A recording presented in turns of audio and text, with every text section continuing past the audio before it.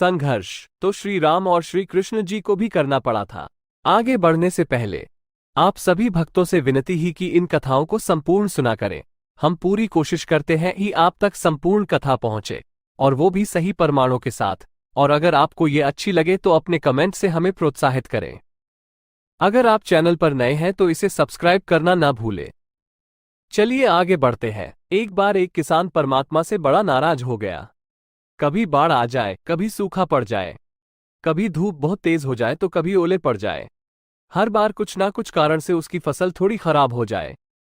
एक दिन बड़ा तंग आकर उसने परमात्मा से कहा, देखिए प्रभु, आप परमात्मा हैं, लेकिन लगता है आपको खेती बाड़ी की ज्यादा जानकारी नहीं है। एक प्रार्थना है कि एक साल मुझे मौका दीजिए। जैसा मैं चाहूं वैसा मौसम हो, फिर आप देखना मैं कैसे अन्न के भंडार भर दूंगा। परमात्मा मुस्कुराए और कहा, ठीक है, जैसा तुम कहोगे वैसा ही मौसम दूंगा, मैं दखल नहीं करूंगा। किसान ने गेहूं की फसल बोई। जब धूप चाहिए तब धूप मिली, जब पानी तब पानी, तेज धूप, ओले, बाढ़, आंधी तो उसने आने ही नहीं दी।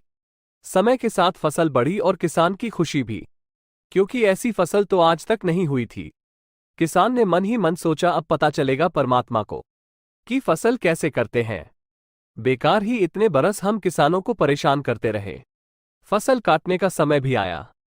किसान बड़े गर्व से फसल काटने गया, लेकिन जैसे ही फसल काटने लगा, एकदम से छाती पर हाथ रखकर बैठ गया। गेहूं की एक भी बाली के अंदर गेहूं नहीं था।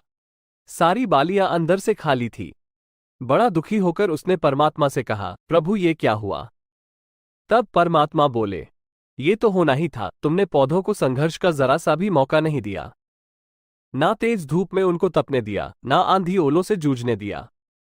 उनको किसी प्रकार की चुनौती का एहसास जरा भी नहीं होने दिया, इसीलिए सब पौधे खोखले रह गए। जब आंधी आती है, तेज बारिश होती है, ओले गिरते हैं, तब पौधा अपने बल से ही खड़ा रहता है। वो अपना अस्तित्व बचाने का संघर्ष करता है, और इस संघर्ष से जो बल पैदा होता है वही उसे शक्ति देता है, ऊर्जा देता है, उसकी जीवटता को उभारता है। सोने को भी कुंदन बनने के लिए आग में तपने, हथौड़ी से पिटने, गलने जैसी चुनौतियों से गुजरना पड़ता है, तभी उसकी स्वर्णिम आभा उभरती है, उसे अनमोल बनाती है। उसी तरह जिंदगी में भी अगर संघर्ष ना हो, चुनौती ना हो, तो आदमी खोखला ही रह जाता है, उसके अंदर कोई गुण नहीं आ पाता। ये चुनौतियां ही हैं जो आदमी रूपी तलवार को धार देती हैं, उसे सशक्त और प्रखर बनाती हैं। अगर प्रतिभाशाली बनना है तो चुनौतियों स्वीकार करनी ही पड़ेंगी, अन्यथा हम खोखले ही रह जाएंगे।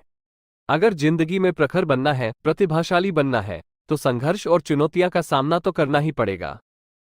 बिना संघर्ष और चुनौतियों के हम कभी अपनी मंजिल को नहीं पा सकते। ये भी एक परीक्षा है जीवन की, जिसके बिना हमें उसी तरह ज्ञान नहीं होता, जिस तरह एक बच्चा परीक्षा दिए बिना अगली कक्षा में नहीं जा पाते। संघर्ष और जीवन की चुनौतियों का सामना तो शास्त्रों के अनुसार इस धरा पर आकर श्री राम और श्री कृष्ण जी ने भी किया। दोस्तों, आपको ये कहानी कैसी लगी? आप अपने कमेंट्स के द्वारा हमें अवश्य बताएं। ये स्टोरी पसंद आने पर लाइक और शेयर करें। ऐसी ही और कहानियों के लिए हमें सब्सक्राइब कर लें। धन्यवाद।